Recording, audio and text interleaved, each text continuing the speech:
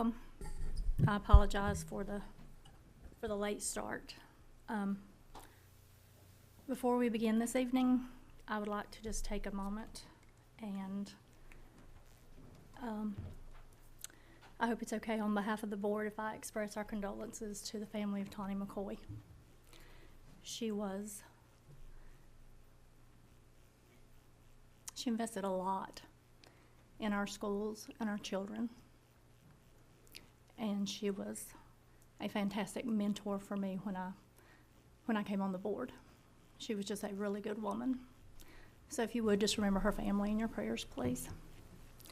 Before we begin, Ms. Harris will lead us in the invocation, and Mr. Cochran will lead us in the pledge. Lord, we thank you for the opportunities to learn and grow and work together for our mission here at TCS. With the holiday season approaching, we ask for safety and peace and fulfillment for all. May each home be filled with rest and joy and connection. And may our decisions tonight be guided by wisdom and compassion. And may the spirit of gratitude carry us into the days ahead. Amen. Please stand.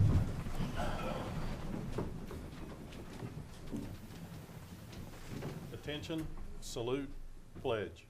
I pledge allegiance to the flag of the United States of America and to the republic for which it stands, one nation, under God, indivisible, with liberty and justice for all. Thank you.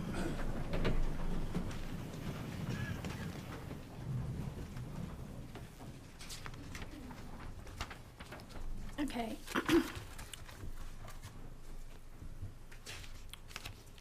Get to the right page.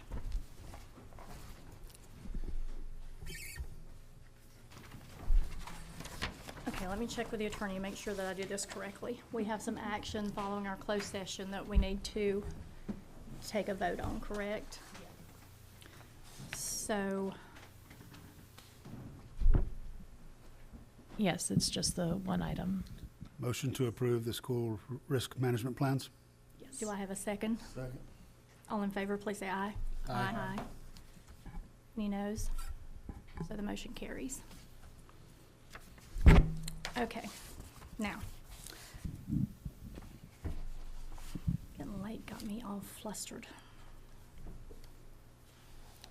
Okay, I need a motion for the approval of our agenda. Do I have a motion? So moved. Do I have a second? Second. All in favor, please say aye. Aye. Aye. Okay.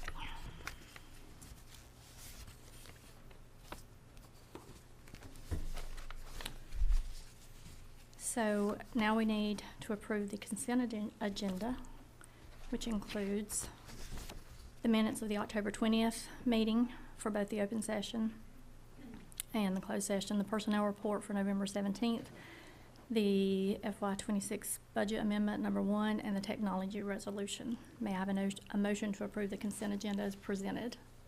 I move we approve the consent agenda as presented. Do I have a second? Second. Is there any discussion? All in favor, please say aye. Aye. Thank you.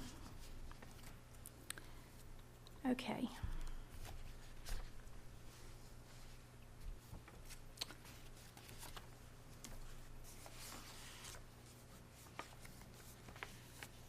So we have a proclamation. Do I need to read this before we do it, or do we? How is this? I've never done it. Yeah, I mean, you are more than welcome to proclaim it. I think it's American. One more. Where's that one Keep more? going. The American. Keep going. No, yeah. Oh, okay. There. There's. Mm-hmm. Okay. So whereas public schools are the backbone of our democracy, providing young people with the tools they will need to maintain our nation's precious values of freedom, civility, and equality, and whereas by equipping young Americans with both practical skills and broader intellectual abilities, schools give them hope for and access to a productive future, and Whereas education employees in every role work tirelessly to serve our children or in communities with care and professionalism. And whereas schools are community linchpins bringing together adults and children, educators and volunteers, business leaders and elected officials in a common enterprise. Now therefore, I, Tanya Dalton, serving as chair of the Transylvania County Board of Education, do hereby proclaim November 17th to November 21st, 2025 as American Education Week in Transylvania County. Do I have a motion to accept and adopt the proclamation? Do I have a motion? I'll make a motion to approve the proclamation as read. Do I have a second? Second. Any discussion? All in favor, please say aye. Aye. Aye. Thank you. Okay, now we have an update on the strategic plan progress. Good evening. As a reminder, this is just a standing item on our agenda where we talk about our district strategic plan, just 2 more goals that we will talk about. The first one is focused on internships. Whenever we did the stakeholder meetings last year, that was a very loud voice among all stakeholders that we wanted to increase more meaningful learning out in the community in our schools. So this is under the work of CTE, Carrie Putnam, and Tessa Brown. So our goal by the end of the year is to have 25 internships total for the year. Right now, we currently have 13. I'm really super excited about one that I found out about next semester is a high school student is going to be going into the middle school ELA classroom. So I was happy about that because hopefully that's going to begin to grow your own and hopefully putting some teachers back into our school system. Another goal to update, you guys have heard me talk about the instructional framework before. That's about a 6-month process. We have our next meeting actually on Wednesday, and we are still on target to finish that by April 1st to be able to share with all of you and then our teachers and then begin the training process. A reminder, the instructional framework is really a guidebook for what we hold dear and near to our hearts in the areas of teaching and learning. Okay, thank you. Thank you. And now Beecher Allison will give us a facilities update.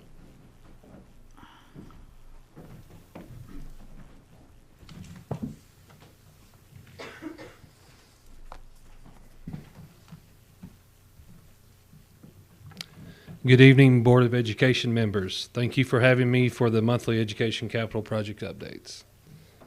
You have a copy of the monthly project report for this update. The project update reports for both Board of Commissioners and Board of Education are available on the county website, separately on the special projects page along with capital project updates. Click on special projects at www.transylvaniacounty.org. Rosman underground storage tank replacements will commence next summer in coordination with the larger Rosman area scope. The Brevard Area Scope Number 1 project, otherwise known as Brevard High School Old Gym Emergency Roof Replacement. The TPO roofing has been completed as reported last update. The air handling unit was installed last week. The county project team is working closely with the general contractor and flooring contractor on completion date. Initial expectation was completion by the end of November, but may need to push into the early December. The project team is coordinating closely with school staff as the final work is scheduled so that occupancy can resume. There was a rumor out on the roof leak, which was spread around the community. It got brought up in the commissioners meeting, claiming that the new gym floor was damaged. However, the reality was that the TPO roof had a small section that did not adhere initially, causing a slow drip during heavy rains. This is not atypical during TPO install until seals can be tested. The contractor has not turned over the project, so they were responsible for addressing the TPO roof seal and did so quickly when the county notified them to check it out with their subcontractor. There was no damage to any portion of the project Before turnover, there will be inspections for punch list items, and the contractor will have to warranty their work for a year following turnover, in the event any issues arise not known at installation. A ribbon cutting date should be finalized soon to celebrate the completion of the first scope of work. The project is coming together. There's another big meeting out there towards the end of this week, Thursday. Now for the larger scope projects, which are Brevard High School scope number 2, which is Brevard High School and plant operations buildings for the public. The Rosman area scope project, which consists of T.C. Henderson, Rosman Elementary, Rosman Middle School, and Rosman High School. And Brevard area scope project, which is Davidson River School, Pisgah Forest Elementary, Brevard Elementary, and Brevard Middle School. The schematic design progress reviews have continued by the design team and issued to construction manager at risk, otherwise known as CMAR. The construction manager at risk expects to submit pricing for schematic design drawings for initial review the week of December 8th. Once pricing passes initial review with staff and the architect, items for consideration by the subcommittee will be identified. The subcommittee will consider any changes to scope that are within the budget as outlined in the interlocal agreement. This will likely need to take place in January given the upcoming holidays. The CMAR is pricing options for work that has been identified outside of scope in step 1 based on geotechnical study at both Rosman Elementary School and Rosman High and Middle School. This will support consideration of revising both scopes to include that additional work. As mentioned in previous updates, based on emergency statutes, we continue to move forward on Brevard High School scope number 2 project, specifically at the EC wing roof replacement, which was needed. TPO roofing has been completed, which has the EC wing space dried in. Metal trim and gutter work is ongoing around the perimeter. Inside work remains ongoing with electrical wall rough-in. Contractor picked up his rough-in inspection enough to do insulation. He'll get that inspected and then hang drywall around the walls. And the finish submittals, or the final finish submittals, is being reviewed for approval this week. The EC wing timeline for substantial completion is now projected to be at the end of December, but may change depending on HVAC options selected. The existing HVAC units in these rooms are not in any condition to continue serving the rooms. HVAC options to provide heating and air are being explored to identify the closest option to replacement with in-kind as required under the emergency statutes provisions. HVAC option provision review, approval, and construction will be the final step in finalizing completion timeline. Safety coordination between the general contractor, county, and Transylvania County school staff about student traffic and keeping project activities coordinated with student class activity continues to go well. In conclusion, the first scope of work and the EC wing project will be completed soon. Additional work on school sites will commence once the CMAR and architect have a schedule and budget confirmed with the owner. This work is expected to continue in December and January. Transylvania County schools, the architect, and construction manager team goal is to have as much as possible commence next summer while school is out. So far, that goal is on track. Is there any questions at this time?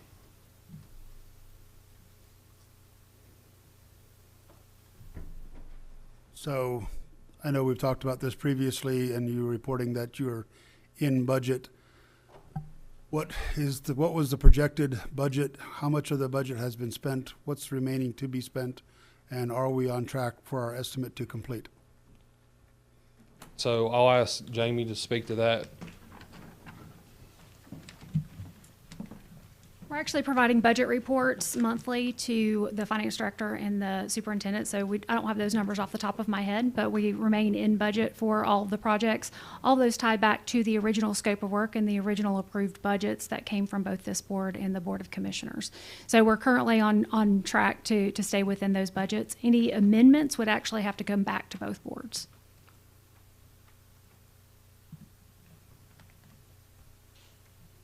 But actual expenditures are in that monthly report. So how do we get to see them? Send it. Why aren't they being included in this report? Because this Since is we a project status report and not a budget report. So the budget report actually has, for the full education capital fund, every project, that includes projects that the county is managing and projects that the school system is managing. And that was what was included in the interlocal agreement for the county projects, was to provide that actually on a quarterly basis, but after discussions with staff, we went to a monthly basis.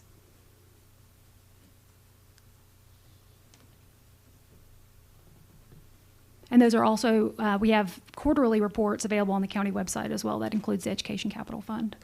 And are those reports being reviewed by the joint committee? That They're not, because anything only comes back if we're out of budget. So if there was any concern about the budget, that's the only point that would come back to the subcommittee or the two boards. All of those funds are appropriated in the project budgets. But it would come back to that board only after the overrun, or? Before, yeah. We cannot make a commitment to a contract without having an appropriation to back it up. Okay. And that includes a purchase order. Any other questions about budget? With regards to the gym at Brevard High School, what was the original concept of what was going to happen? Right, we're tearing everything out. Right, putting a new roof on. We took all the bleachers out. I understand that, but I've had concerns here lately that we're not putting any bleachers back in. Is that correct? And if so, why is that happening that way? So the original scope of the project was based on deferred maintenance, was to replace the roof, the decking, windows, to do brick repointing, and to ended up having to add HVAC once they looked at condition of the existing heaters and concerns that it may not have been evaluated for structural whenever it was originally installed. So we added the HVAC to that. That was approved by the subcommittee, but within the original budget. It was also approved to do the floor replacement versus trying to protect while we were taking the roof off. There was a cost analysis done for efficiency for both time and funds between tearing up the existing flooring and protecting the flooring while it was being, or sorry, I said that backwards. Either protecting the flooring and moving in sections across the roof replacement, or to just go ahead and pull the full roof off and to replace the floor. It was more cost efficient and time efficient to rip up the floor and replace it. That also came within budget. During the project, we have identified that there were storm drains that were crushed on site that would prevent water from being from coming off of the roof and then infiltrating the building. And so those had to be added in order to make sure that the project remains consistent as far as the roof replacement. There was also the concrete replacement around the glulam beams, which is in the same area with the stormwater drains. And the only other two pieces that were added are a flooring in the lobby replacement that raised as a concern because of the new flooring that was going down in the gym and consistency between the two. And then the backboards, there were a couple of the backboards that were in poor condition. So those were included in the project. No FF&E is actually being included in this project. The contractor did remove some pieces, like there was a small section of old wooden bleachers and there were scoreboards in the gym. Those were coordinated between those were put into storage, and then Transylvania County school staff were consulted on what they wanted to keep and what they wanted to do without. So any FF&E can go in after. That's usually part of the annual request. So this year we approved about $860,000 in FF&E.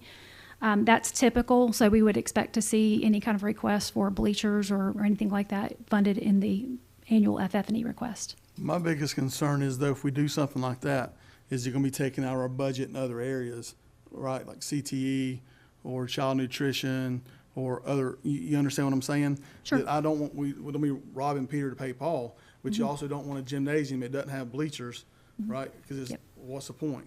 There was one section left of bleachers in that gymnasium, and it was a decision with Transylvania County school staffs of what to do with that. So that would be something I can't really I speak mean, you're to. ripping up the floor, But right? So FF&E. you to rip up the floor throughout the whole thing, you're gonna have to take the bleachers out. Yes, they were removed, but they were saved. And so the determination on whether or not to install the bleachers was a Transylvania County Schools decision, not the county. So we could have reinstalled those. I don't know that they were in the condition that you would prefer that they go back in. But again, FF&E is not included in renovation projects. FF&E has to be funded through your normal FF&E resources. Okay. Any other questions? Anything else? If you refer to the pictures that you provided to us, picture 1 on page 1, if you zoom in on that, there's no flashing on the top of the roof here, is there? But you've just told me that the roof is done. The TPO is done and sealed. They got to go around the perimeter and put up the subfascia metal, and then finish the metal trim and gutter work. Okay. So there's a lot of series of measurements that are involved with going over the radius peak and stuff. So So also, I was concerned that I noticed that there were no ribs installed when they put the roofing down. Typically where you have seams, you have a rib on, the seam goes over the top of the rib so that you don't have water coming back through the seams, but there's no seams on this roof. Was that not taken into the design consideration? the submittal approved was taken into consideration by the county staff, and the submittal guidelines was followed with the TPO installation as per the approved submittal In DPI review. and DPI review. So it's being installed to code and per the plans.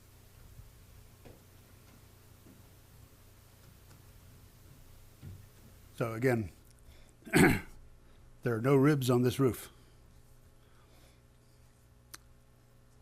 All we can tell you is that it's being designed by an architect and reviewed by structural engineers, and it's being installed per the plan. So that's, whenever we hire those professionals, we rely on Did we ever get a those. chance to review those plans?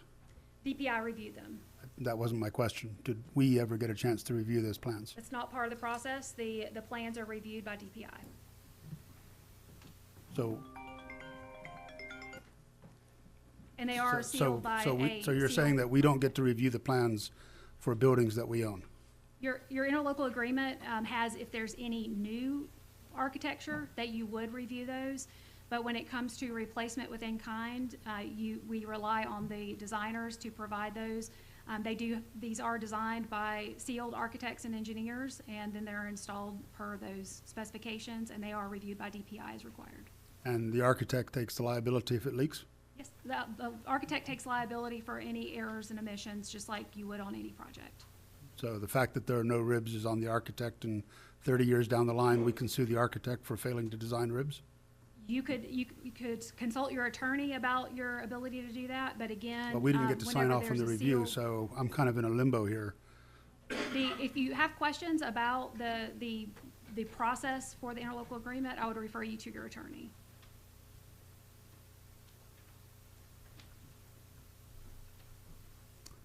Okay? Any other questions?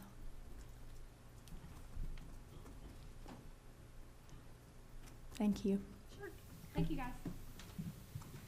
Thank you. Thank you.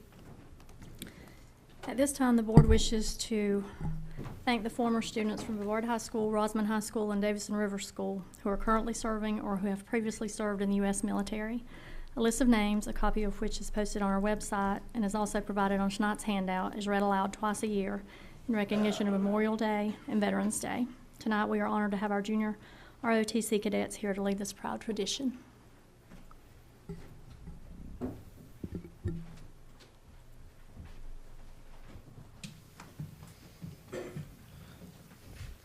Mohammed Abdul Kareem, Emma Abram, Dominic Adolph, Lester Aiken, Nathan Aiken, Seth Aiken, Zach Ackridge, Brandon Alexander, Christopher C. Allison, Stephen Allred, Brian Almany, Deborah Anders, Megan Anders, Terry Anders, Seth Arnett, Bill Arney, Caleb Ash, Major Ash, L.T. Ash, Campbell Asprey, David Babb, Charlie Bagwell, David Baker, Douglas Ballard, Casey Baltazar, Braden Bainey, Elmer Lee Barton, Patrick Barton, Hank Bales, David Baynard, Will Baynard, Twinetta Bayron, Dominic Beto, Robbie Bell, Carla Berkshire, Patrick Scott Berkshire, Gavin Bingham, Arthur Bishop, James Blocker, Josie Bracken, David Briggs, Scott Broom, Ezra Brown, Jason Brown, John Brown, Kim Brown, Robert Mitchell Brown, Jeff Bryson, Gary Buchanan, James Buchanan, Randy Buford, Sarah Bullock, Gerald Bumgardner, David Bumgardner, Nick Bumgardner, Ed Burdett, Joel Burton, Renee Burton, Wayne Butler, Charles Butterworth, Josh Bird, David Cagle, Eno Kamazine, David Campbell, David Cantrell, Walter Cantrell, Tyler Capps, Donovan Carr, Mark Stephen Case, David Lee Chapman, Larry Chapman, Roy Lee Chapman, Axel Chinchilla, Chris Clark, Dennis Clark, Greg Clark, Andrew Clyburn, Greg Cochran, Jonathan Collier, Seth Coomer, Ryan Costello, Keishan Couch, Zachary Cozart, Bill Craig, Elmo Crow, Howard Crow, Travis Crowell, Frank Cubero, Joel Dalton, Bobby Dean, Justin DeVore, James Diaz, Zachary Dickman, Carrie Dixon, Cole Dotson, Grant Dotson. Jake Dodson, Tony Donahue, Amanda S. Donnelly, Roy Dossie, Eric Drury, Chris Duncan, Ronnie Duncan, Joe Dunlop, John Andrew Duval, Robert F. Ehaz, Joe Ellenberger, Tom Ellenberger, Dustin Ellison, Daniel Ertel, Casey Essenberg, Braden Fisher, Doug Fisher, John Thomas Fisher, Shane Fisher, Catherine Fitzgerald, James Fortune, Thomas Fortune, Matt Foster, Vic Foster Jr., Eddie Fox, Brian Frady, Clifford Frady, Justin Fulp, Chris Fulton, Chase Galloway, Cole Galloway, Jeremiah Galloway, Michael Galloway, Sam Galloway, Wesley Dean Galloway, Whitney Galloway, Cameron Gasperson, Corey Gash, Brian Gilbert, Daniel Gill, Jack Gillespie, William Doc Gillespie, Greg Golden, Larry Gordon, Louis Gordon, Charles E. Gosnow, Sharon E. Gosnow, Amber Graves, Chip Gray, Nolan Green, Ian Green, Philip Harborough, Josh Hagdorn, Danny Hall, David Hall, Joseph Hall, Larry E. Hall, Tyler Hall, Jimmy Harris, Caitlin Hayden, Donald Hayes, John K. Heath, Jordan Heath, Josh Heath, Josh Hebb, Dwight Hedden, Jonathan Hedden, Keith Hedden, Daniel Hine, Christopher N. Helton, DJ Hemphill, Ernest Henderson, Christopher Hendricks, James Hendricks, Jack Hendricks, Robbie Hendricks, Cody Henson, Lindsey Henson, Kai Higdon Jr., Elaine Hill, Kyle Hogsett, John Holcomb, Danny Holden, Kevin Holden, McKenna Holden, Robert Holden, Brian S. Holland, Samuel Holland, Fulton Holliday, Jonathan Holliday, Hannah Hood, Shane Hooper, Kenny Howard, John Hoyt, Cameron Hubbard, Carol Hubbard.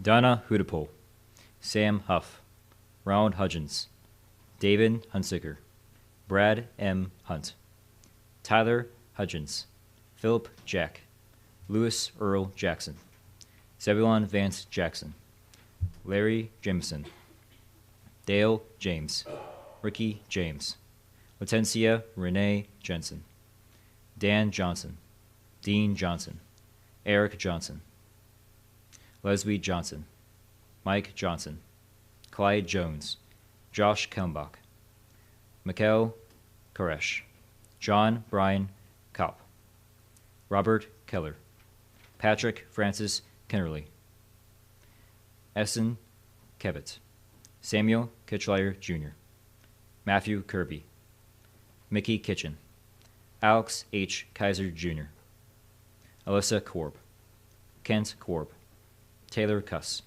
Damien LaForenza II, John Lambert, Larry Lance, Julie Landers, Jeremy David Larkin, Keenan LaHaye, David Lee, Doug Leonard, Ronnie Leonard III, Richard E. Loftus, Ian Lorenz, Taylor Love, John Lund, Charles Lusk, Reginald Wayne Lynch, Randy Lytle, Elijah Bernie Mack, Charles Larry Mahoney, Jonathan Manley, Casey Marcy, Lucas Marr, Nicholas Hunter Massengale, David Masterson, Alan Mayfer, Aaron McAppen, Anthony McCall, Anthony Kyle McCall, Ashley Graham McCall, Brian McCall, Caleb McCall, David McCall, Jared McCall, Jason McCall, Chris McCall, Larry McCall, Matthew Colby McCall, Nicholas McCall, Ray McCall, Xander McCall, Michael McCartney, Mac McClellan, Matthew McCombs, Doug McCormick, Dean McDaris, J. L. Magaha, Walter E. Magaha, Mark McGuire, Elijah McCaig, Millennia Mayfer McCaig, Chris McPeters, Robert Medlock, Jeff Meese, Charles C.J. McGowan, Mark Everson Miller, Mary Catherine Miller, William Stanley Mills, Patrick Millen, Matthew Moore, Chris Morgan, Jacob Morgan, Jonathan Morgan, Josh Morgan, Tim Morgan, Jean, Jenna Merced, Joshua Morset.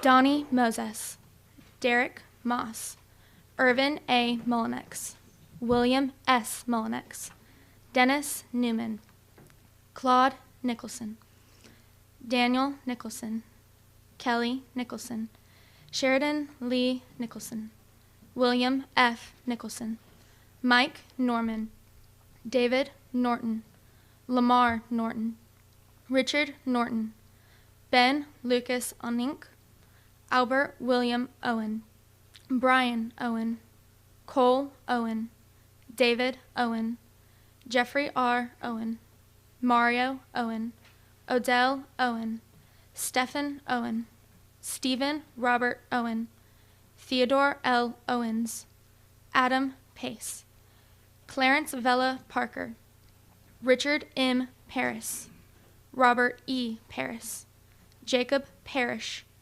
Chip Patterson, Frank J. Patton, Jr., Caleb Peak, Helen Daniels Peeler, Jesse Perry, Chris Peterson, Arizona Petrie, Tyler Pierce, Donovan Pittman, Cody Potts, Clifford Powell, Coolidge Powell, Corey Powell, David Powell, Haskell Powell, Jack Powell, M. Roger Powell, Odell Powell, Pick Powell, Steve Powell, Caleb Presley, Douglas Richard Queen, Robert Rains, David Ramey, Don Ramey, Steve Ramey, Virgil Ramey, Calvin Raxter, Josh Redden, Avery Reese, Gerald Reese,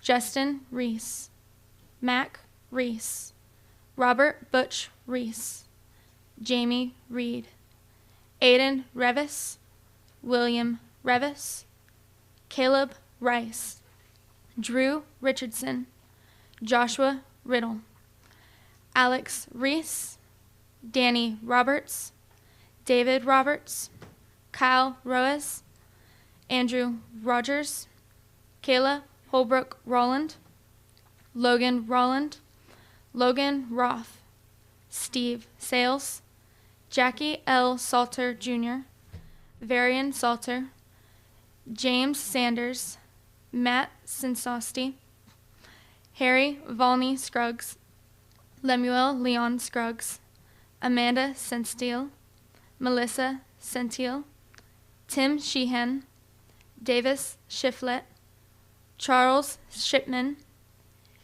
Kenneth Shipman, Micah Schonkweiler, David W. Shook, Dale Scholler,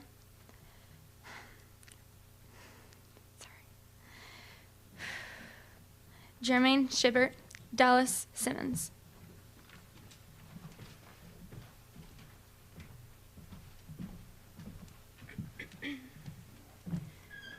Aaron Sinyard, Charles Sinyard, Corey Sinyard, H. Logan Sinyard, Hale Sinyard Jr., Harold Sinyard, Ray Sinyard, Robert E. Sinyard, Samuel Gaston Sinyard, Samuel Gaston Sinyard Jr., Sidney M. Sinyard, Thelma Daniel Sinyard, Thomas Sinyard, Thomas O. Sinyard, W. Raymond Sinyard, Walter Otto Sinyard, William H. Sinyard, William R. Sinyard, Brett Sisk, Caleb Sisk, Greg Sisk, Roger Smathers, Jay Smith, Jesse Smith, Kim Hooper Smith,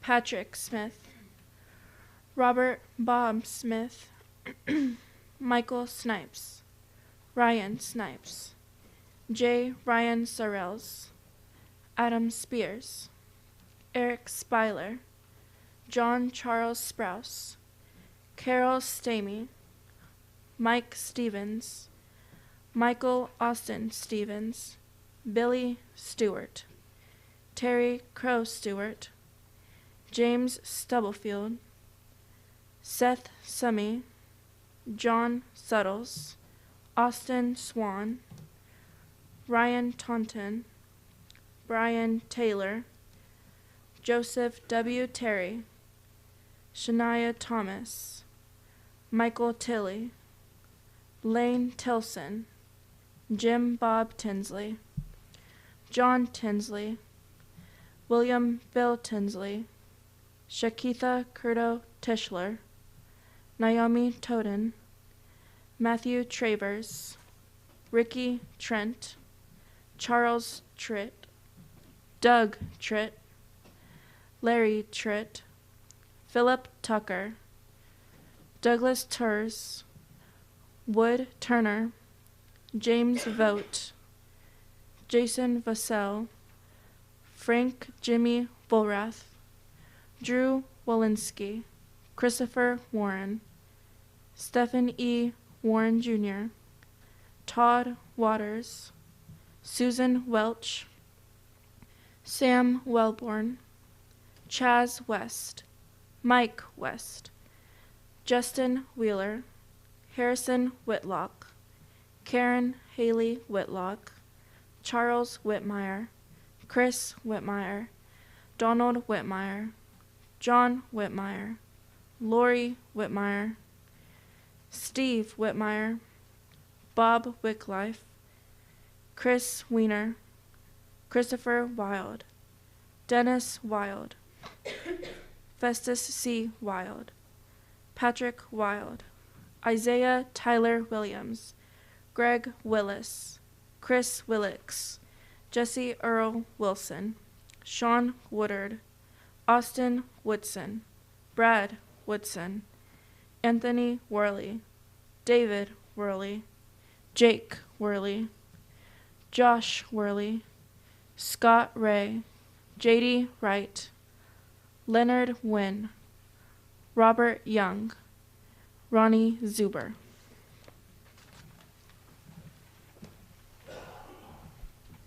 Thank you so much.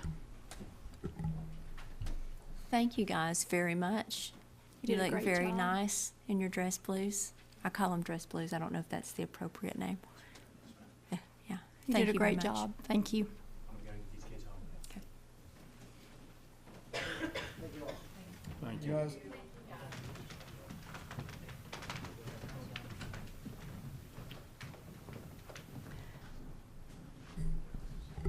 Okay. At our October meeting, Dr. Brian Weaver presented our summer update policies as first read information, so he's back. I'm back. And those cadets did a wonderful job pronouncing some very difficult names. So they did a wonderful job. I want to brag on them and Colonel McGowan for their program and what they do. So we're here to review some policies tonight. We took a quick glimpse at those during our last meeting, had some brief discussion about a few of those policies. Since then, have had some individual discussions with board members, communication with about specific policies, just questions about policies mainly. And tonight, it is open floor for discussion about any specific policies, changes, revisions, before we move forward with these policies. So I'd like to open the floor to the board, and we can start anywhere with any specific policy you would like. All right. So we're just going to jump down to which ones, not follow them in order. Yes, sir. All Because right. there may be some are so minimalistic with changes that That's right. we probably don't even need to discuss. So. Right. On the policy 4318. the Yes, sir. phone. All right, down on line 64. I would make a suggestion that we just clear that up a little bit. I can't hardly see that from here, though. So right now it reads, although use of wireless communication devices is generally permitted during non-instructional time and before and after school, the principal may establish additional limitations. I would suggest to strike the first part of line 64 where it says during non-instructional time and, because that makes it sound like during the school day there's a time when wireless devices can be used.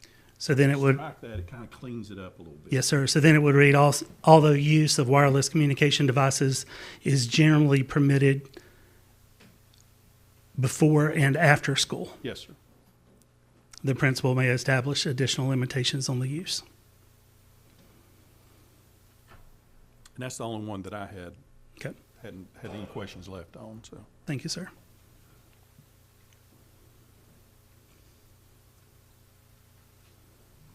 So since we're in 4318, were there any other changes or suggestions for 4318?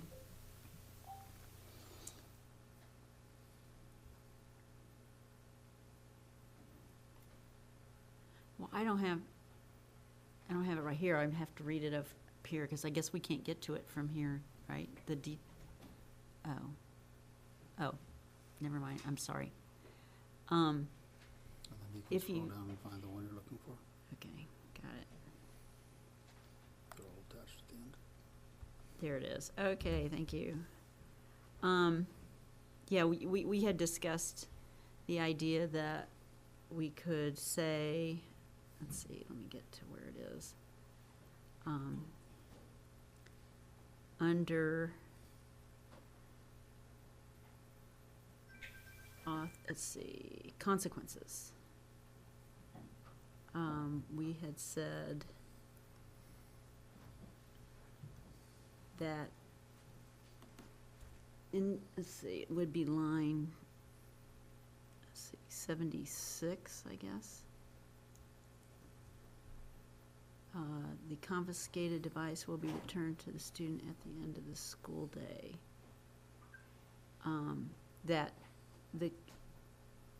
However, an administrator must notify the parent, or how are we saying that now? Parent/guardian or what?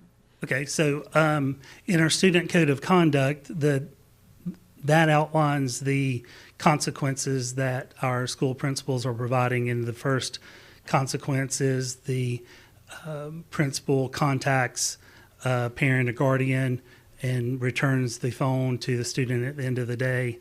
Second consequence, same thing, but then has to be returned to the parent at the end of the day. Third consequence then begins with ISS addressing insubordination at that point. So in this, would you like to add the language that we're doing in our student code of conduct about how an administrator may require a student's parent to recover a confiscated device, and change that to? Can you refer to the student code of conduct in this policy, or are those two documents got to stay completely separate? Yep, you want to answer?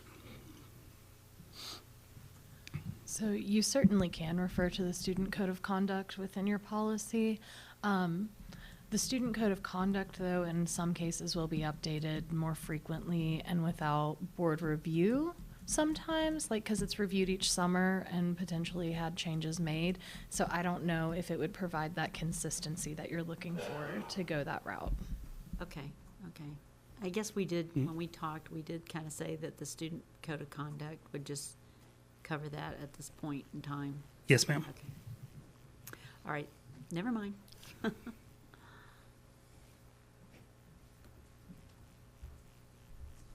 Any other comments about 4318?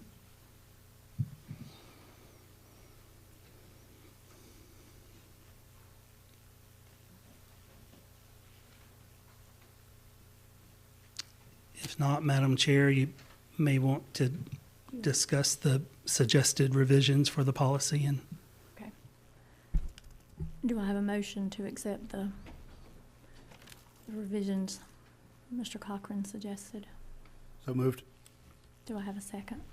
Second. Any other discussion? All in favor, please say aye. Aye. Aye. Any opposed? very good, thank you. Next, policies. I don't necessarily have a change other than I have initially a legal question. For policy 3320, is there, let's see, let me pull it up. Is there any reason that we could not, I mean, I know that language for, let's see, what lines is it? The students are prohibited from sharing sleeping quarters at line 34 through 38 comes from the legislation, right? Mm-hmm. So it requires that you would have to get the parents' approval to allow it to happen. Mm-hmm. However, is there any reason we can't just delete that last, the number 2 and just say it just isn't going to happen? So the legislation, the statute that was passed, 115C 76-110, specifically said that you would adopt a policy with this prohibition except under those two circumstances. And so with the language of the statute specifically providing that the policy would be that prohibition with those two specific exceptions, I hesitate to remove one of those just because it was a specific directive in statute to pass a policy with that language in it. Okay, so the policy said if it happens, you must get parent approval. Yes, from everyone in the So room. that would what you're saying is it's not advisable for us to just say it's not going to happen.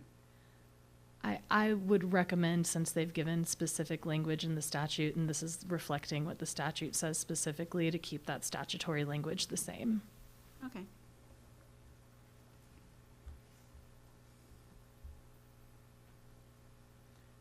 And that's the same for 3620 as well, because Right. that language is in both.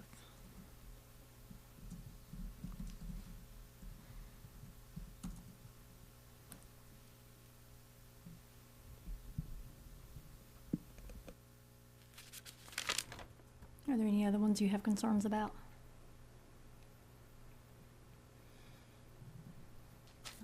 I'm done. Ricky? Chris? So do I. Motion to approve as submitted and as amended previously. So I have a motion. Do I have a second? Any other discussion? All in favor, please say aye. Aye. Aye. Aye. Thank you. Thank you. Okay, at this time, Carrie Norris will come and give us a first read on the school improvement plans. Yes, good evening. A first read with hopefully approval in December. So just some basic information about school improvement plans, just remembering that this is a formal plan that drives school improvement. We do have those teams composed of the different stakeholders listed on the slide: support staff, school parents, instructional personnel. As you guys are aware, we use IndyStar.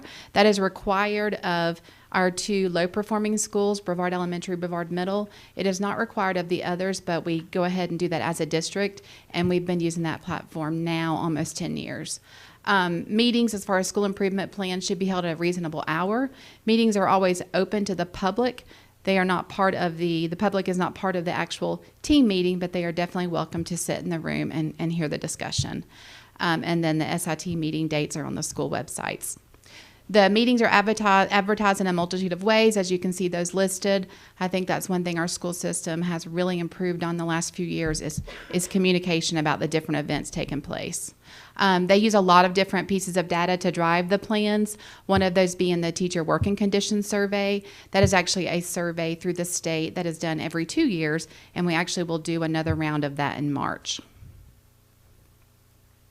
The overview of plans, if you've looked at those, and hopefully you have, you'll notice that the document's a little different. It is still within IndyStar, and actually I met with DPI and they suggested to use the Hour Direction Report. It's just a little bit easier to read than the table that you guys have seen before. And that report just gives us a basic outline of that, the vision, the values, the mission, the goals, data review, what are we doing and how are we doing it, the outcome data that we want to see. At the end of the plans, you see a long list of NC STAR indicators. That is simply part of the platform that guide us, and sometimes will be a goal that was assessed 3 years ago or a goal assessed this year. It's just an ongoing list. I think there's about 100 indicators. The plans were inside this Google Drive. Hopefully you were able to access that. Again, this is up for approval in December. Tonight, I'm thankful to be joined by our wonderful principals. I wanted to take a moment to recognize them, and then they're also here for questions if you have a question specific to their plan. If you'll go back to that last slide of the slideshow. I want to make sure I don't forget anybody's name. Okay, Brevard Elementary, we have Mr. Mike Kirsch. Please stand up when I say your name. Pisgah Forest, we have Miss Amanda Lewis. Rosman Elementary, Mr. Bob Dinsdale. TC Henderson Elementary, Mr. Patrick Chapman. Brevard Middle, Miss Jessica McCall is actually in Raleigh at a professional development. Rosman Middle, Miss Julie Queen. Davidson River School, Dr. Rod Brown. Brevard High School, Mr. Mick Galloway. He is also joined by his school improvement team chair, Mr. John Hogan. And Rosman High School, Mr. Jason Ormsby.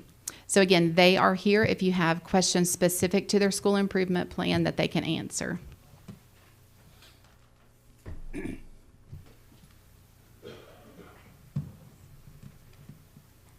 you have any questions?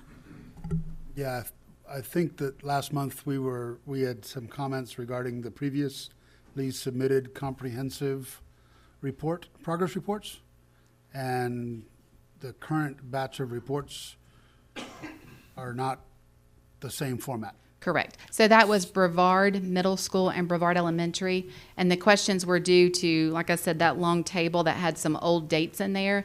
And that our direction report then is the updated for those two schools. Same information, just a different report to look at.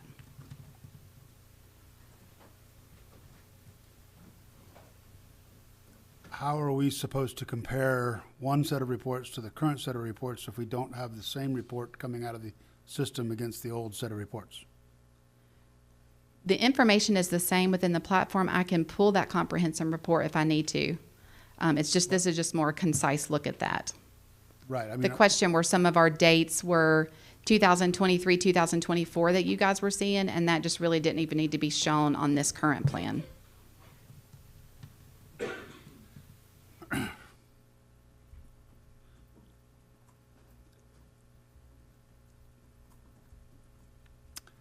So in order for us to compare the output of these two sets of data, in my mind, we need to see a report that is similar to the report that we saw previously, and not a report that is generated completely representing a whole new set of data, which may be better, but is not comparable.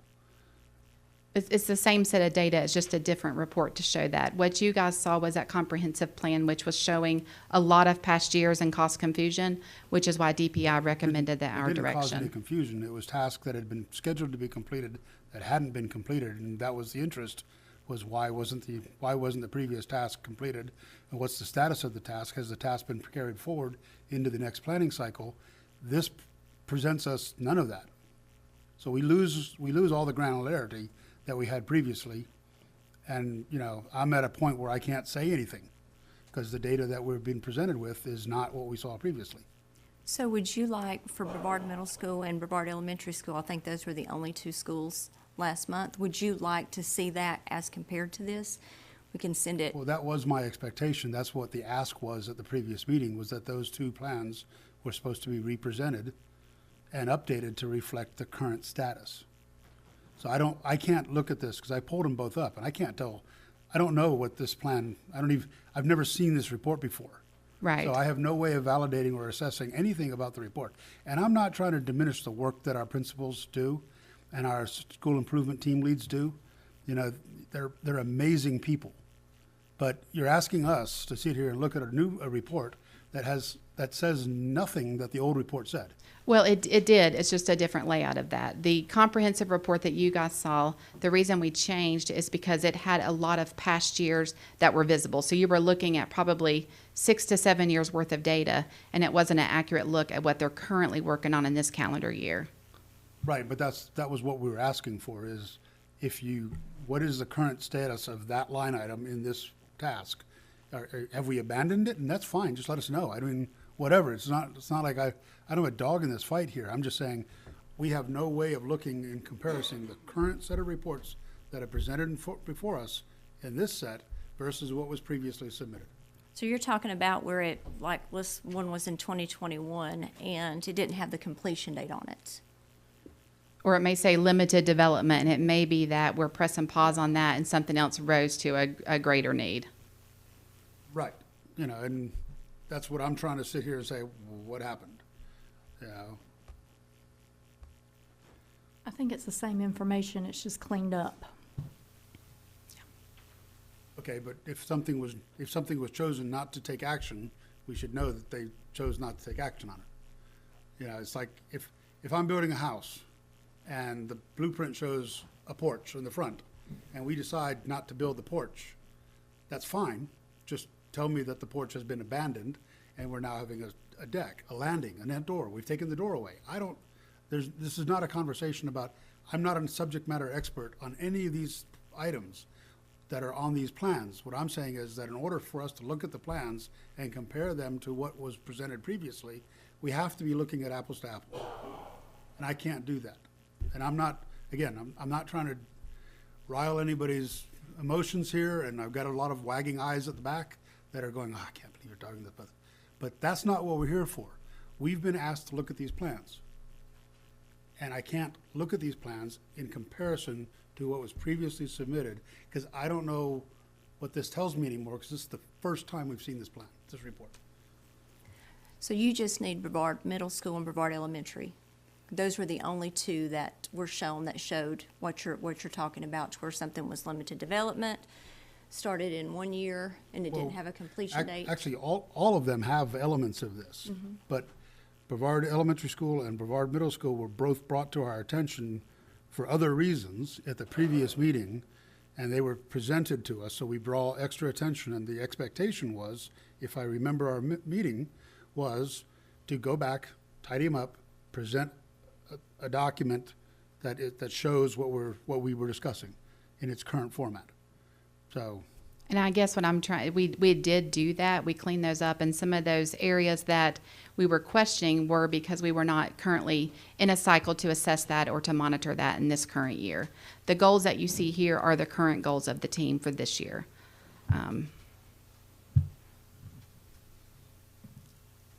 It's laid out differently, but it is the same thing because it does show your target date. The others had the target date. I will say that the two schools are technically due to the state by December 5th. I think our next meeting is December 15th. I could request that we wait until then so I can get those two comprehensive reports to you guys as well. I'm sure that would probably be no problem. So we're going to be voting to approve these in December. Correct. So between now and that meeting, can we visit principals and look at these? And because I really, I'm looking here and I'm seeing, the baseline year is 24-25. Baseline is 5%. Target date, June 2026. The target is also 5%. So I'm seeing a lot. I guess I'm also confused. Some questions. Yeah, I think absolutely that would be great to have a one-on-one conversation. Just to better understand, and I guess I'd also like to know how this ties in with the strategic plan.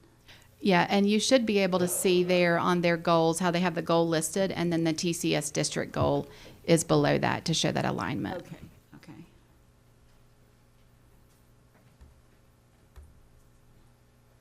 Any more questions or comments? Hang on, let me take a look at.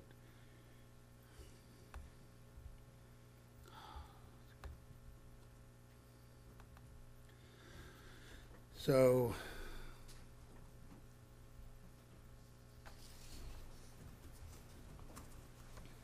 trying to look at BES, because it's the first one on the list, and it was the first one on the list last time. Mr. Weiner, if you would like, I can go to last month's agenda and pull those up so you can see. Well, I've got it on my screen. That's what I'm trying to figure out. Is so here, the first item on the previous comprehensive report was Domain 1, turnaround leadership, practice 1B, monitor short-term, long-term goals, principal monitors curriculum, classroom instructions regularly, and that was the item on there, okay? And then it had an implementation status, and the current one says limited development, 1122, and if I pull up the current one, I don't see that.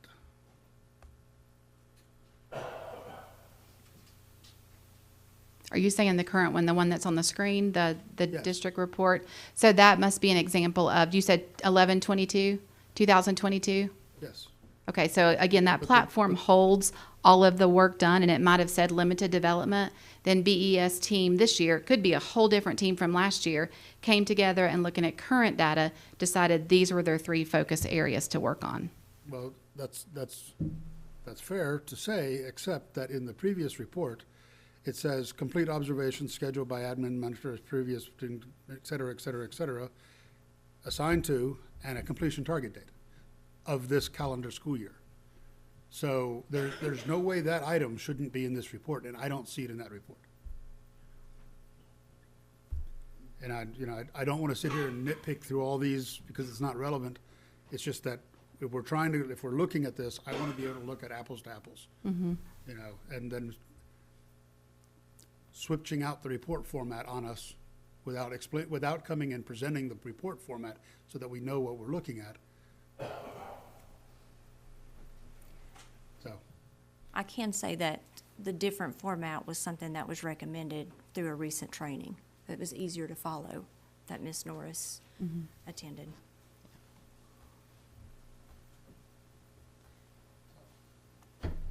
I'm happy to approve the plans as they are presented, but I think we need a deeper dive and explanation of what we are seeing and us to have a more clear understanding of what's going on, especially since we've changed the reports. I don't want to delay anything from happening, but yeah. Okay, so then I think the question would be, do we go for approval tonight for BES, BMS, or are you saying approval for all? I'm happy to approve all of them. I've looked at all of them, but they don't tell me anything in comparison to the old report. So it's like, what am I approving? Like, fine. It feels like a rubber stamp. That's what it feels like. Because we've changed the report to reflect a new reporting standard, and we have no way of comparing the old report to the new report. It's just like we're on budget. Well, what was the expectation spend? What was that? How far are we? Are we on 50% of budget? Is that 50% of time representative? That doesn't tell me anything. It's the same thing. We have changed what we're reporting, and that's fine if that's the decision that we're making. But you need to brief us on it and give us clarity on it so that we can continue to use this report in the future. I want to say, under these performance measures, those are on their current, if you go and log in as the guest, like that you have access, this is going to be there. Yep. That's, all of these are there. This is pulled directly from that report.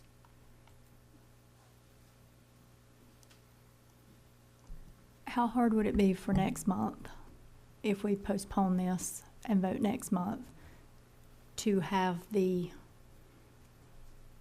For all the schools? I think For it probably would all. be fine with our two schools. So Is that- the two schools were the ones that we were on a time crunch, but we can definitely do that. Is Yeah. that- I think it'd be Can we okay. check on that first, Yeah. though, to be sure? and make sure that that's, Well, I can't know tonight, but yes, I'll check into that, How yeah. about we move to approve the plans as submitted and to review the plans in December based upon our requirements to prepare an apples-to-apples comparison of the plans.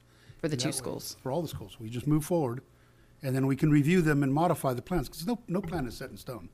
You know, no plan survives first contact. That's the first thing you learn in the Army. So here we are, we have first contact. We got first contact on a new plan. So let's allow our faculty and administration and our teachers to move forward on executing on their mission, which is to educate our students. Let's not be a roadblock to that. But let's come back and say, okay, you didn't meet the expectation, which was to come and present their plan based upon the changes. So I'm happy to move that we approve the plans as submitted and that we review them again in our December 15th meeting. And we do it on an apples-to-apples comparison. And if you'd like to have a subcommittee to go review them without us being all involved, that's fine too. Can we clarify that? It would be for Brevard Elementary and Brevard Middle. Those were the only two last month presented. That would be the minimum expectation. That's correct. Yeah. so would you like to make that a motion? Yes. Do you need me to repeat it? So we are approving them tonight versus in December. So is that, Because two of them are time crunched. But we can still discuss it in December. And then we can reassess in December. Without kicking the can down the road, we know we've got work to do. We've got to sharpen pencils. They are a living document, so they can be changed any day.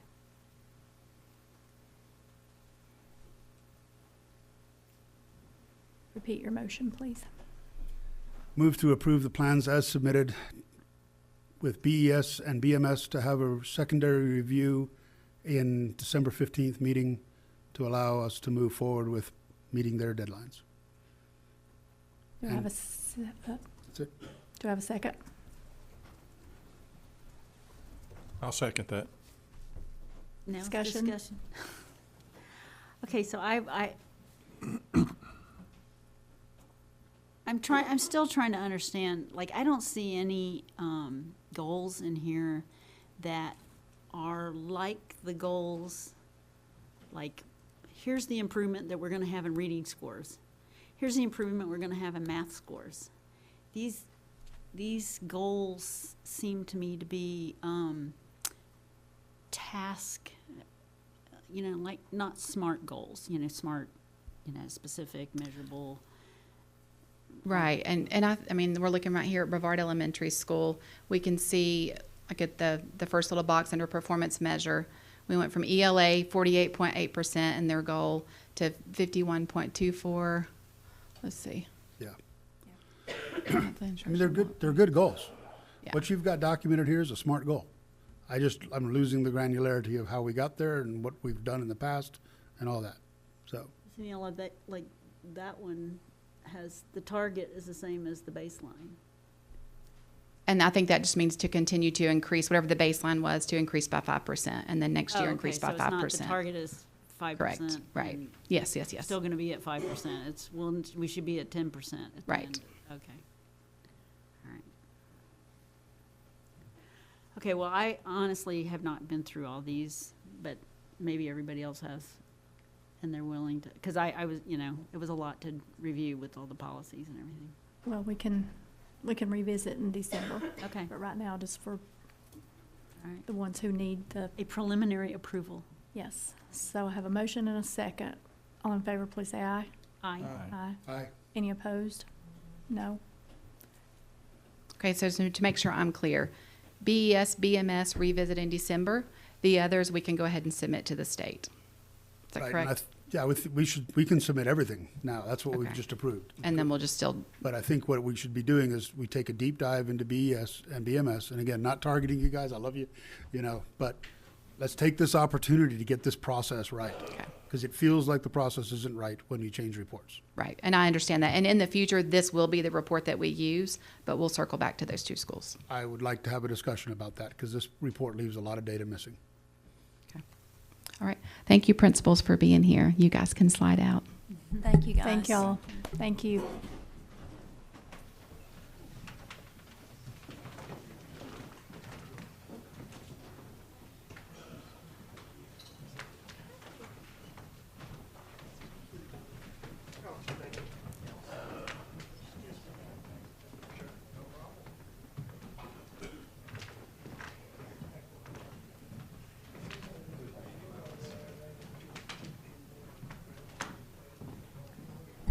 Okay, at this time, Shannon Dennison will present our,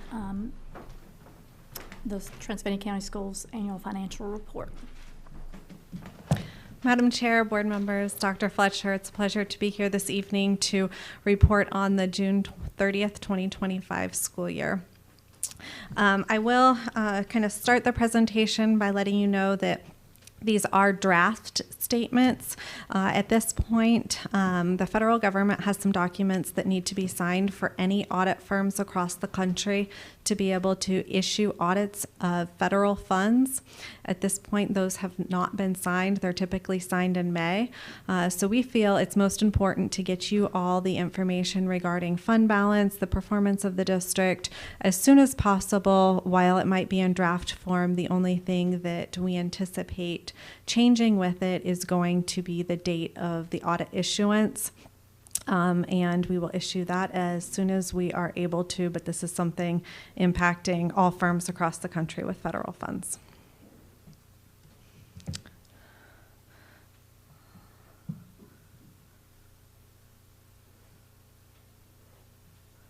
Is there a presentation attached?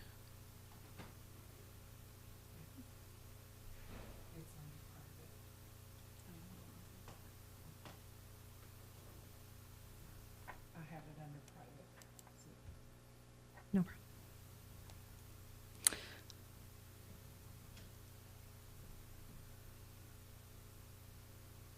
Thank you. So pleased to report that there is an unmodified or clean opinion for the financial statements.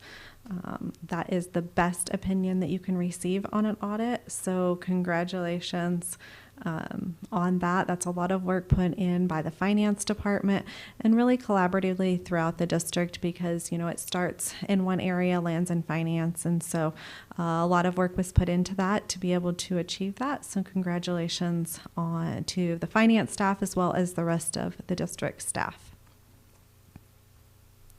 Required communications, the first one, significant accounting estimates.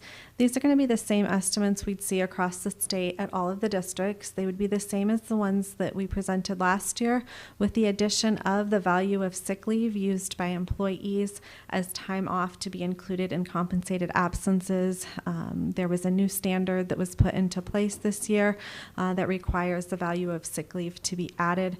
That does not impact fund balance or the numbers that we're going to really talk about tonight that the district focuses on because that is not specific money that the district is really going to have to pay. It's the value of the time that people take off of work.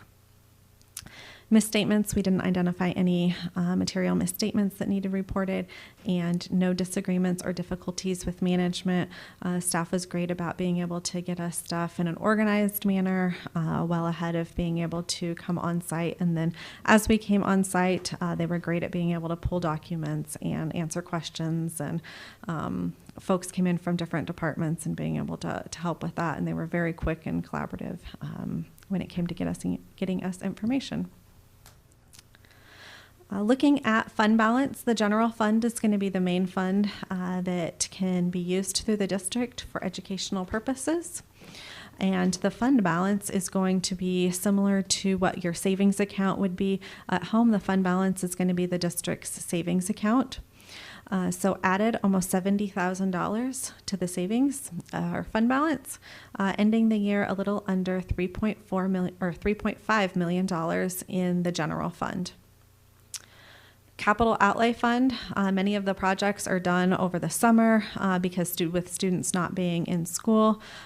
So that fund balance can fluctuate from year to year. This year it added almost $98,000, ending the year with $696,000.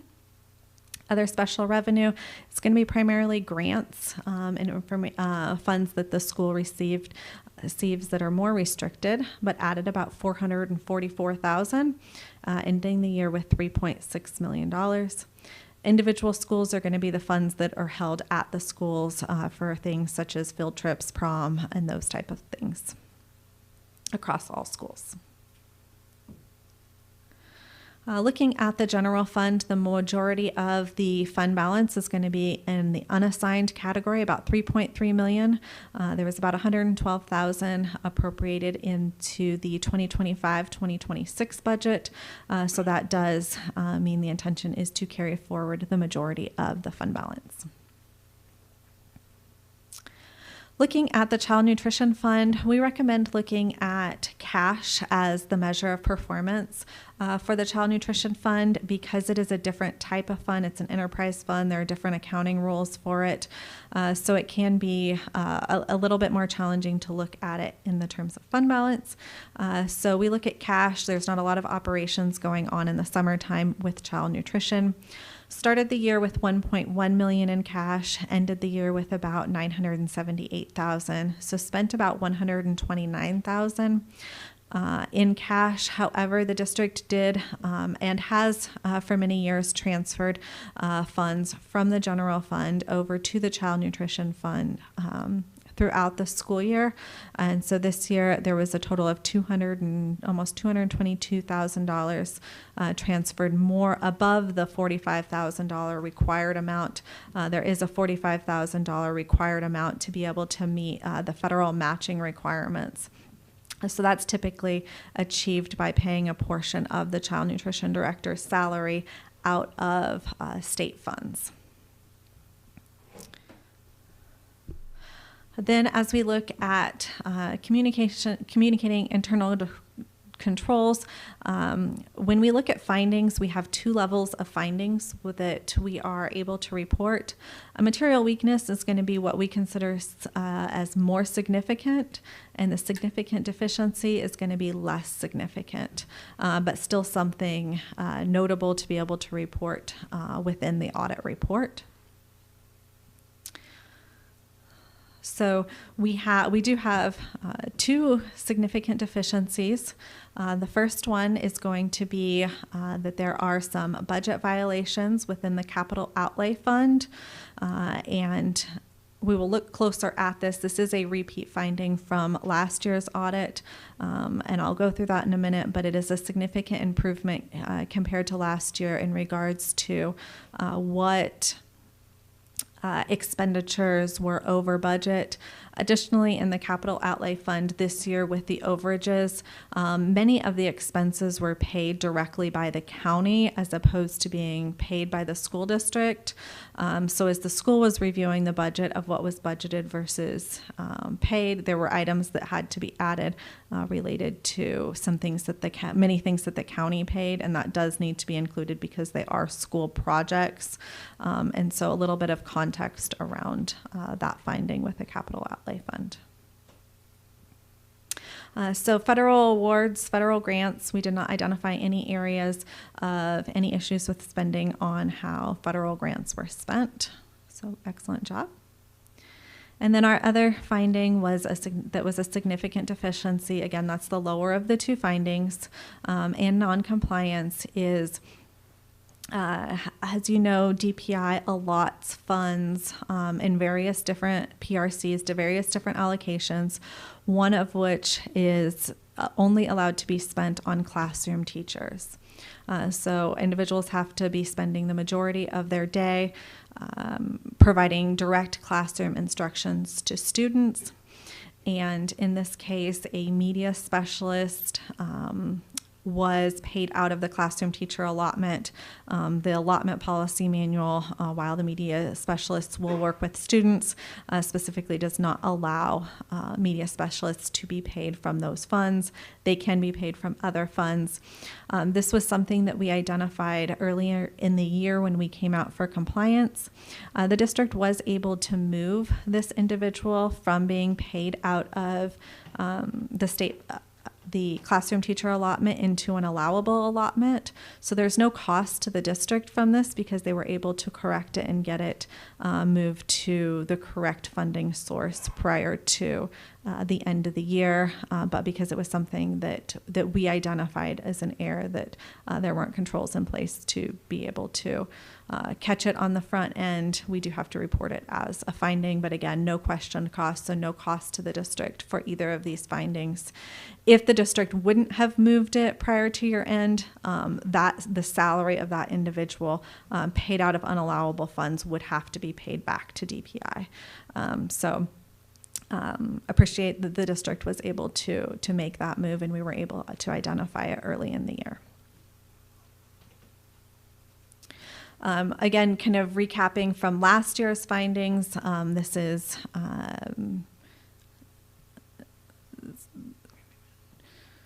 this is a continuation of the prior one, sorry. Recapping from last year's findings. Last year, the district exceeded budget in the general fund, state public school fund, capital outlay fund, and school food service fund.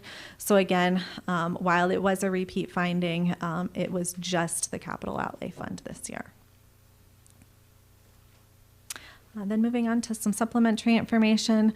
This chart is going to show the funds that the district has received over the last 10 years. The bottom section is going to be the state public school fund.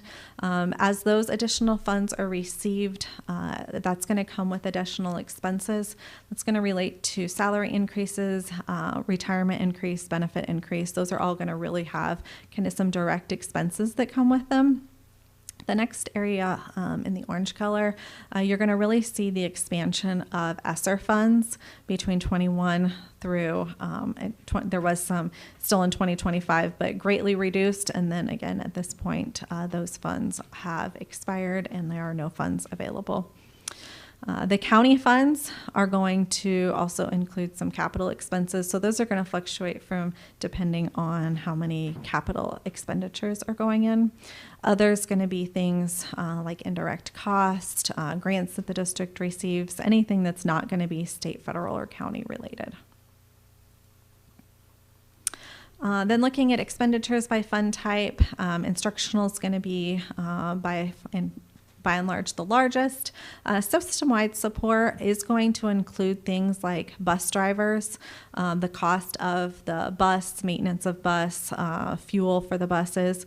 It's also going to include things like utilities, maintenance, custodial, those types of things that are going on at the school, but not necessarily direct instruction to the students. Capital Outlay Fund, again, is going to include projects going on, and other is going to be various other things, primarily going to be charter school payments. And this is a look at fund balance over the last 10 years. You can see the increase in savings through some of the ESSER funds, and then being able to kind of stay consistent with that in this last year. And that is all I have. Are there any questions? If you go back to slide, I think it's slide 14. Yeah. So as I'm looking at this, this appears to show that our federal funding between 17, 18, 19, 20, and 25 seem to be fairly close to parity, right? Yeah, they're going to be fairly close. The challenge that you run into now with those being fairly close is salaries are higher, and costs and benefits and everything are higher. So they're going to be fairly comparable. I can't say, exactly, but the cost of things are higher, so they aren't spread. We're seeing across the state that the dollars aren't going as far, because federal funds won't increase with teacher salaries or when the state implements benefits or things like that. Right, but they're not supposed to cover those expenses either, are they? Federal funds, some of them do. For example, the special education funds are going to cover some special education teachers, and any time a teacher is paid out of those funds, their benefits would also be paid out of those funds. They could cover teachers, TAs, contracts for speech services. Title I, a lot of times there will also be salaries paid out of those federal funds. Okay, thank you. Yep. So I just want to clarify, because I Absolutely. learned this today with these findings. So in last time, the overages in the several different funds was not found this time, except for the capital outlay fund. Correct. And it's my understanding that we could actually get a perfect score next year if we just do to correct that would be instead of when the county pays for something, we need to get a budget amendment that we approve to signify that that's in our budget. Correct, yes. So then that way it won't look like it's over. Yes. And then that'll make everything even out. Yep. And I talked to Michelle, and she said that they were going to do that, so maybe we'll get a perfect score next year. What has happened to us in the past is that the county pays for something after we've had our last board meeting. And there's no opportunity to make the adjustment before the new fiscal year begins. Oh, well, we should be able to see that coming, though, right? We should be able to anticipate. Just saying. Because we don't go to the county and ask for money unless the board has approved that. So we should be able to get a budget amendment. That would be the goal. We would recommend budgeting for the project when a project's approved, that you can budget for the project that you would expect. So that should include any payables or additional things. Anything else? Nope. Thank you so much. Thank you.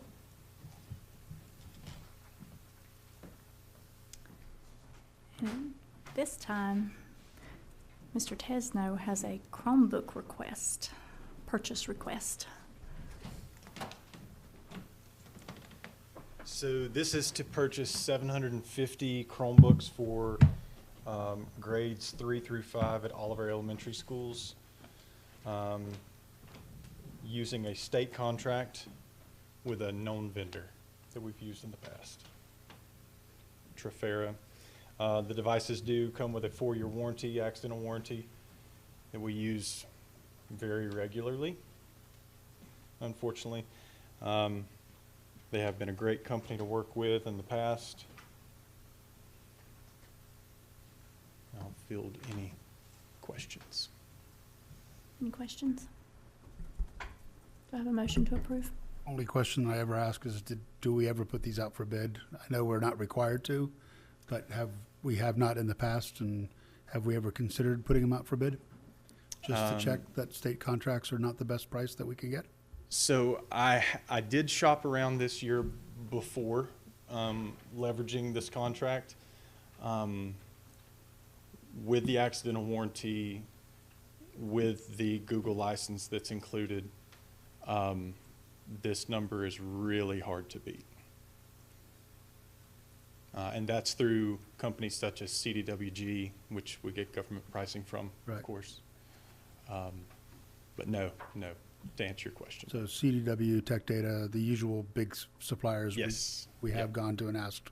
Yep, EDU Supply is another big name. Right. Motion to approve. Second. I have a motion and a second. Any other discussion or questions? All in favor, please say aye. Aye. Aye. Thank you, sir. Thank you. At this time, Ms. James will present our 504 quarterly update. Good evening. The purpose of my update today is just to bring some information to the board, just to share this information with you all. Of course, Section 504, this is for students with disabilities that do not have an IEP, but rather need an accommodation or something like that in the classroom.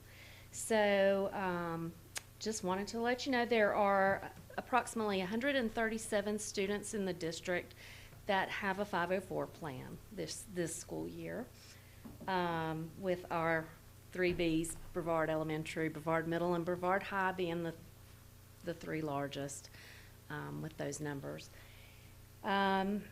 We have been going through the process of an audit for compliance, just to ensure that we are crossing all our T's and dotting all our I's. We released our 504 handbook in September. That was updated, bringing it a little bit fresher material. It had been, I think the last time it had been updated was like 2014. So it was time. And we have also contracted with a 504 specialist, someone that has worked with students with 504 and knows the compliance laws and the policies. She has been working with us to review the policies and procedures to ensure that we are providing compliance, that we are in compliance across the district. She has completed a total audit of Pisgah Forest Elementary thus far, and so they are now 100% compliant with all of their 504 plans. Brevard Middle School is next on the list, and we have started with the 6th graders. We are almost completed. It is a timely process to go through all of their folders and ensure that everything is compliant. So, taking it school by school, we hope to have this completed by the end of the school year, and then we will be able to say that we know that we are 100% compliant. Okay? Do you have any questions for me? What percentage, the total number of students represents what percentage of our total student body? So we have 137 students out of the 3,300, give or take. Yeah. So. Have we seen any trend analysis over the last 5 to 10 years to see if that percentage is changing? It's increasing. It's increasing. Just in the last 3 years, we've gained about 25 students. Are these students transfer students or new students? Are we seeing, from a project management's perspective, we look at things as a root cause analysis. So do we have an RCA on what's causing? This is a mix of transfers and local students that have been here. There's just been a bigger increase Some students don't necessarily qualify for an IEP, so they can qualify for these 504 plans to receive accommodations within the class and non-testing. Do we get, I refresh my memory, I believe we get special funding to accommodate the 504 as well as the IEPs, is that correct? The 504 is not a targeted funding source. There's not really a targeted funding source. We do have a students with disability funding that is separate from IDEA. Is there a significant cost increase associated with 504 students that we need to take into factors? No, because we don't provide specially designed instruction for students with 504s. Those are students with IEPs where the funding is provided. Thank you. You're welcome. Anything else? Thank you so much. Thank you. Okay. It is time for public comment. And so we thank you for your interest in Transylvania County Schools. We welcome your comments to the board. The guidelines are posted on the agenda. However, please keep the following in mind. Please be respectful. Public comment is designed for the board to hear from you about school district issues impacting Transylvania County Schools, so board members will not typically respond or ask questions. Employees and students are entitled to confidentiality and due process. Thus, the board does not accept personal complaints or hear student matters in public comment. Please see our superintendent after the meeting if you have concerns about a specific employee or student matter. Public comment may not be used to endorse or support any candidate for public office. In addition to public comments, written comments to the board can always be submitted to the office of the superintendent. Please be respectful, focus on the issue, and avoid personal attacks on any individual. We will now hear from our first speaker, and all speakers will have 3 minutes. Our first speaker is William Mullinax.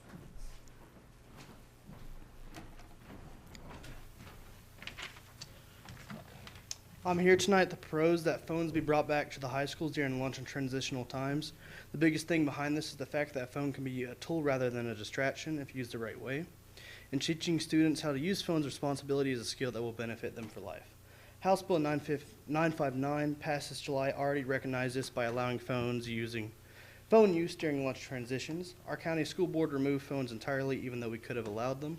We should allow phones during non-instructional times and permit their use in class when authorized and supervised by teachers. This policy not only reflects the reality, it promotes digital citizenship by teaching students responsibility, balance, and accountability. Let's look at the facts. At Brevard High School, the only B school in the county, students have consistently tested among the best in the state, even when phones were allowed. Transylvania County also has one of the best attendance rates with few chronic absent cases. Students want to be here, and confiscating phones during lunch and transitional times undermines that. For many, phones are essential. 30% of students walk home or rely on parents for rides. Others drive siblings, work jobs, or participate in extracurricular activities. This is why taking their phones during lunch and transitional times would be harming them or others that rely on them. Phones also enhance productivity. Many students focus better when listening to music, myself included. In band and chorus, phones can be used for tuning and pitch training. In theater, they're valuable for videography and photography projects that engage students far more than writing papers. And in research, phones provide access to information that school devices often restrict, especially when researching a topic that the school blocks. The evidence backs this up. A 2025 study from the National Library of Medicine found phones can support mental health, and a 2024 study in Frontier showed that short phone breaks actually improve student focus and performance. Other counties already recognize this, such as Wake, Hendersonville, New Hanover, Onslow, and Cumberland, which all allow phones during non-instructional time, and many permit classroom use with teacher approval. So what's the big picture? Schools should prepare students for the workforce. In most jobs, phones are allowed during breaks but restricted during work hours. By adopting similar standards, such as phones during lunch, transitions, and teacher-approved lessons, we teach responsibility in a real-world context. Students learn that actions have consequences and that phones are tools, not toys. In conclusion, allowing responsible phone use isn't about giving students free rein. It's about teaching them how to manage technology wisely, preparing them for life beyond high school, and aligning our policies with both research and reality. Phones can be a distraction, but with the right guidance, they can be one of the most powerful tools we give our students. Which I have also prepared a few documents from the counties I listed. It's just their school board policy on these wireless communication devices. I can give it to you if you would like. I'll leave that up to you. Other than that, that is all I have for tonight. Thank you. Our next speaker is Steve Christopher.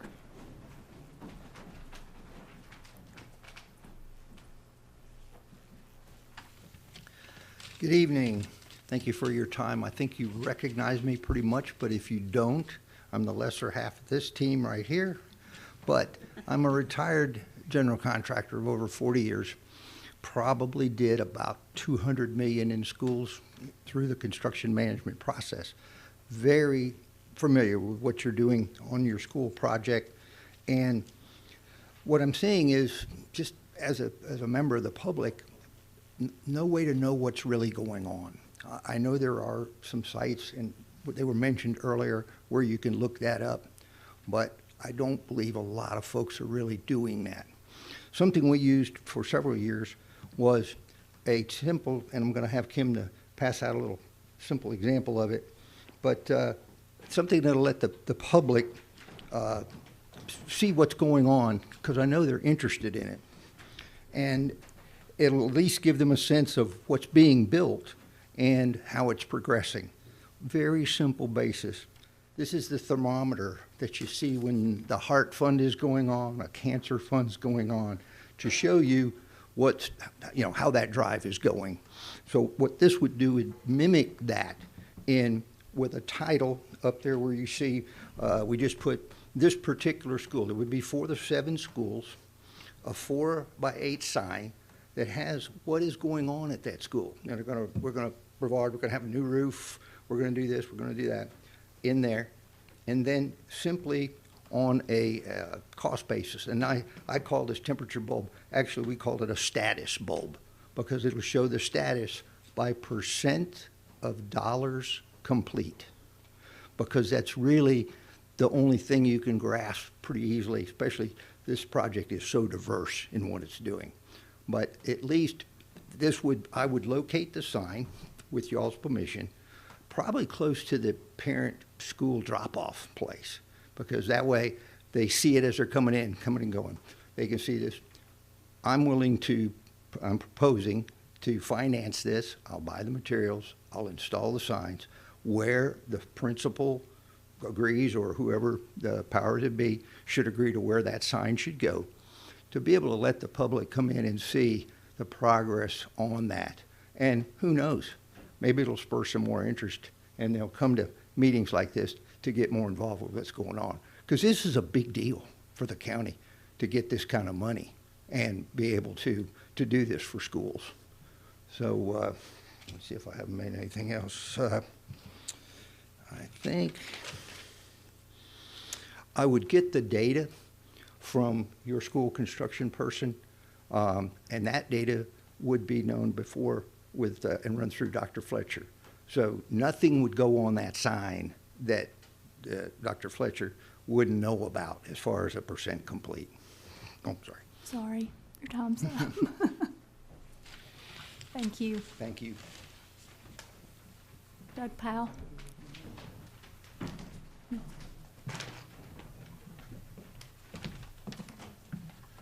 Good evening, school board members, Dr. Fletcher, and staff.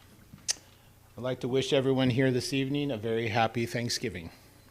I hope you enjoy a peaceful time with friends and family. In recent years, it seems like we have gone from Halloween festivals right to Christmas preparations. So why is this a national holiday anyway? Well, according to George Washington, our first commander-in-chief, first president, and father of our nation, he said, "It is the duty of all nations to acknowledge the providence of Almighty God, to obey his will, to be grateful for his benefits, and humbly implore his protection and favor." He went on to say, "Now therefore I do recommend that we may all unite in rendering unto him our sincere and humble thanks for his kind care and protection." This reflects the gratitude of those first pilgrims who, before setting sail for the New World, spent 12 years in deep Bible study and prayer in Holland with their pastor, John Robinson. They studied the precepts and principles in the Bible before forming a civil government, which we now know as the Mayflower Compact. For 2 months, these pilgrims braved the harshest of seas, got thrown off course, and finally landed in Massachusetts. Completely unprepared for the New England winters, half of them died before spring, and yet they gave gratitude for what they did receive. One of the things they were most grateful for was the kindness and practical help of the Native Americans which they encountered. One was named Samoset and greeted them in English, having learned the pilgrims' language from fishermen and traders. A week later, Samoset came back with a friend named Squanto, who also spoke English and taught the pilgrims how to live in the New World. This led to a peace treaty between the pilgrims and Wampanoag Indians that lasted many, many generations. Their governor, William Bradford, described Squanto as a special instrument sent of God for our good. That summer, the pilgrims implemented many of the farming practices which Squanto recommended, and through hard work, prayer, and assistance from these helpful Native American friends, they reaped a bountiful harvest. These grateful pilgrims declared a time in the fall to thank the Indians, which led to the first Thanksgiving festival. 90 Wampanoag Indians joined the 53 pilgrims for 3 days of feasting, athletic competition, and play, along with prayer and thanksgiving for God's providence. So with this in mind, again, I wish you all here a very happy Thanksgiving. Thank you. And at this time, Dr. Fletcher will give the superintendent's report and our important dates.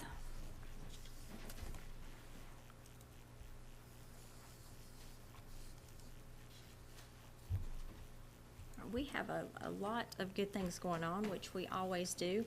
And if you picked up a copy of the agenda, this is actually printed on the agenda front and back for you to look at as well. Our child nutrition department, they're always doing good things, and they are actually getting recognized for their work as a Superior Site Award. And I also want to include that Ms. Broda has been invited to go to Washington in January to speak on behalf of our summer feeding program. So that was another recognition that was received. Our varsity sports wrap-up for the fall at Rosman High School. In volleyball, the women's team placed 10th in Smoky Mountain 1A, 2A conference and had impressive season wins over Summit Charter. Hawaii Dam Blue Ridge Early College senior Tristan Powell reached a career milestone by earning 1,000 digs. In golf, Rosman High School debuted its first ever women's golf team. The team competed in tournaments across western North Carolina against larger, more established teams and exhibited composure and sportsmanship while gaining great experience. Team members Farrah Blake and Kristen McCall both earned all conference honors. In cross country, the team capped off a solid season by qualifying for the 2025 NCHSA 1A state championship after having a strong showing in the Western region. Ella Grace McNeely posted a personal record of 23:16.6 in the 5K at the August 27th meet, while teammate Berkeley Glover also impressed with a time of 23:56.9. At the state championship, Berkeley ran the fastest time of all 1A freshman participants, finishing 15th overall, and Ella placed 26th. And in football, the football team had its best season in years, securing 2 regular season victories. Their overall record does not accurately capture their successes this year, including impressive and decisive victories over East Henderson and Copper Basin.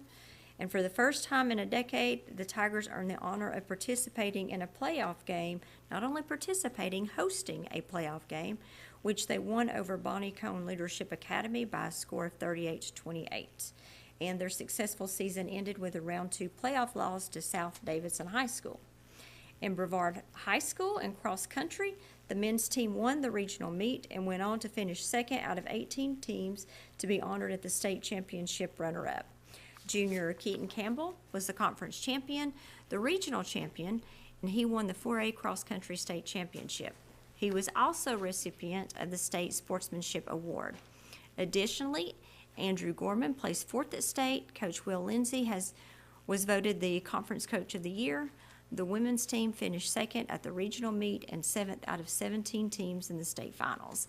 In men's soccer, the men's varsity soccer team was undefeated in the Mountain 8, for a 5A conference until their last regular season game. The team were the conference champions and finished conference play with a 13-1 record and a 15-5 overall record.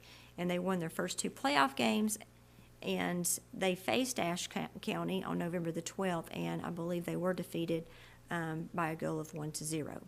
Women's golf, senior Olivia Hankey and junior Shamira Mujica qualified for regional and represented Brevard High School at the North Carolina High School Athletic Association regionals at Pilot Mountain. Olivia also made the all-conference team. And the football team were conference champions and finished their entire season undefeated with a 10-0 record and a 7-0 Mountain 8 conference record. They buried West Oaks Wildcats 41-14 in the second round of the playoffs, and they are slated to take on the Burns Bulldogs in the third round on September the 21st. And November the 21st. The women's volleyball team made it to the third round of the state playoffs and ended their season with a conference record of 10-4 and an overall record of 20-11. Tennis, the women's team made it to the fourth round of the High School Athletic Association team duels, and freshman Sophie Owen reached the semifinals of the North Carolina High School Athletic Association 4A Individual State Championship in her historic debut.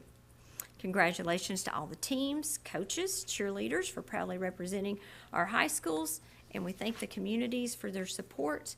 You always see the community cheering on when you attend the athletic events. And for some upcoming dates, as was just mentioned, we have the Thanksgiving break coming up, and that will be Wednesday, November the 26th through Friday, November the 28th. Our next regular board meeting will be December the 15th. We'll have an early dismissal December the 19th to begin our winter break, which will be December the 22nd through January the 2nd. Students will return to school on January the 5th. And I want to say the January board meeting will be on Tuesday, January the 20th, due to Monday, January the 19th, being Martin Luther King holiday. And that is our good news, but please take a look at the artwork around the boardroom. You can see that T.C. Henderson has some artwork up, and as always, in each school, we have some very talented students. Thank you. And at this time, I will accept a motion to adjourn. Come on. Motion to adjourn. All in favor, please say aye. Aye. Aye. Thank you and good night.